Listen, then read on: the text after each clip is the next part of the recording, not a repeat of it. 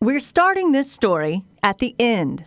It's one of those moments when you know that God has told you to do something and you completed the task. That is the most awesome feeling. It's like, wow. Now let's take you back 4 months to the day this task began. I could go ahead and make a little quilt out of this. Yvonne Lewis is spearheading the Oklahoma Angels Quilt. This quilt has been in the making for at least 10 years. It's finally possible because of volunteers like Barbara. I do a lot better with my hands than I do with my head sometimes. Happily sewing together fabric blocks of bright colors that represent a very dark and heartbreaking topic. Each block represents a child who died from abuse or neglect in 1995. Among the 35 names, there's only one face. Our picture of him that's going to be the center block of the quilt. 2-year-old Ryan Luke. Ryan is the reason this quilt is being made. His death has weighed heavily on Yvonne's heart for more than 20 years. Well, I was a mom. I had just become a mom. Hunter was born in 1994.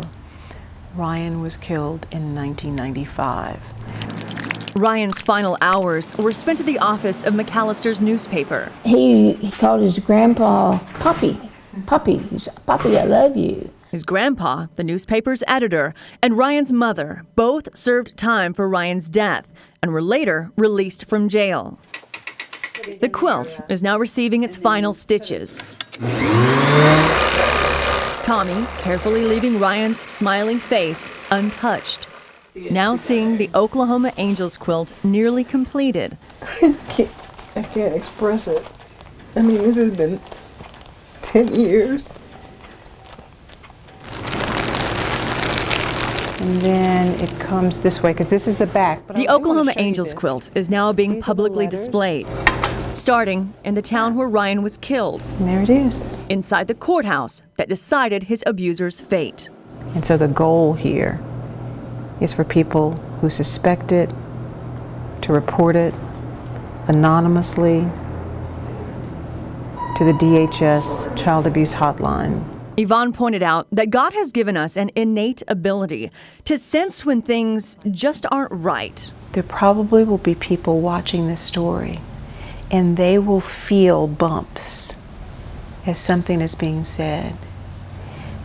That's the presence of the Holy Spirit. That's God at work, and that's God saying, pay attention.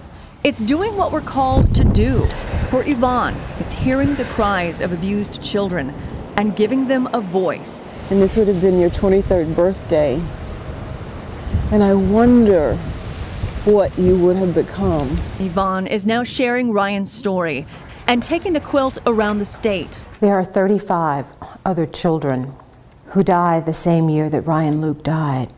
It's her way of trying to prevent needless deaths from continuing to happen by reminding us why it's so important to report abuse. I could not live with myself if I did nothing, if I sat back and did nothing and someone lost their life because of my inaction. That's what drives me. That's what's driving this project. And that's what drives my life.